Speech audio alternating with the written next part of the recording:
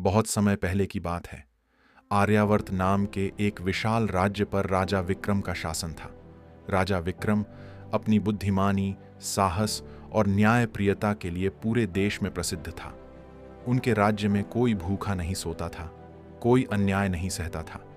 प्रजा राजा को अपने पिता समान मानती थी। राजा विक्रम का महल बेहद भव्य था। संगमरमर के स्तंभों से सजा हुआ, सोने चांदी की दीवारों से चमकता हुआ। लेकिन इस चमक दमक के बीच राजा के मन में एक सवाल हमेशा उठता था। क्या मैं सच में अपनी प्रजा के दुख समझता हूं? एक दिन राजा ने अपने मंत्री से कहा, मंत्री जी, मैं अपने राज्य की सच्चाई जानना चाहता हूं। मैं यह देखना चाहता हूं कि क्या मेरी प्रजा वास्तव में खुश है या केवल मेरे डर से कुछ नहीं कहती। मंत्री ने आश्चर्य से पूछा, महाराज, आप कैसे जानेंगे? राजा मुस्कुराए।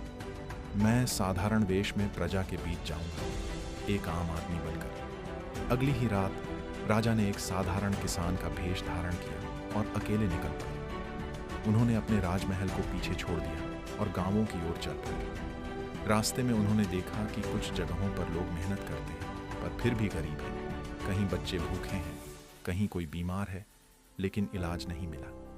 एक छोटे से गांव में राजा को एक बूढ़ा किसान मिला। नाम था धनराम। राजा ने पूछा, बाबा, तुम इतने बूढ़े होकर भी खेत में काम क्यों कर रहे हो?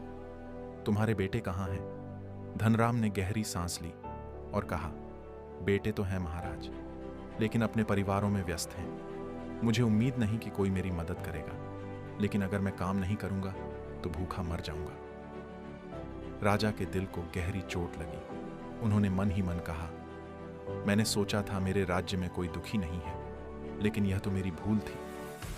आगे बढ़ते हुए राजा ने देखा कि एक नौजवान अपने बीमार बच्चे के लिए औषधि मांगने नगर के वैद्य के पास गया, पर वैद्य ने पैसे न होने पर इलाज करने से मना कर दिया। राजा ने यह दृश्य देखा तो उनकी आंखों में आंसू आ गए। उन्होंने उसी समय निर्णय लिया कि राज्य में ऐसा कानून बनेगा, किसी गरीब को इलाज से वंचित नहीं किया जाएगा। 3 दिन तक राजा आम आदमी बनकर घूमते रहे। उन्होंने गांवों की हालत देखी, लोगों के दर्द सुने और महसूस किया कि असली सुख महलों में नहीं, प्रजा के चेहरों पर मुस्कान में छिपा है। महल लौटकर उन्होंने एक सभा बुलाई। राजा ने कहा, मेरे प्यारे प्रजाजनों, मैंने तुम्हारे बीच रहकर तुम्हारे दर्द को महसूस किया है।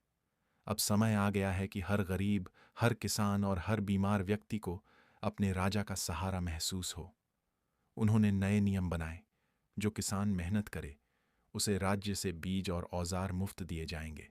कोई गरीब भूखा न रहे, इसके लिए अन्न भंडार योजना शुरू की गई। और सबसे महत्वपूर्ण, हर गांव में राजकीय चिकित्सालय खोले गए जहां इलाज पूरी तरह निशुल्क था। धीरे धीरे राज्य बदल गया। लोग खुशहाल होने लगे। राजा के आदेश से किसी के घर में भूख नहीं रही और किसी माँ की आंख आंसुओं से नहीं भीगी। कुछ समय बाद वही बूढ़ा किसान धनराम महल में आया। उसने राजा के सामने झुककर कहा, महाराज, आज मेरे जैसे गरीब को भी जीने की उम्मीद मिली है। आप न केवल राजा हैं, बल्कि हमारे रक्षक हैं। राजा विक्रम मुस्कुराए और बोले, मैंने अब सीखा है कि राज सिंहासन की असली ताकत तलवार में नहीं, दयालुता में होती है। वर्षों बीत गए, पर राजा विक्रम का नाम इतिहास में सुनहरे अक्षरों में लिखा गया।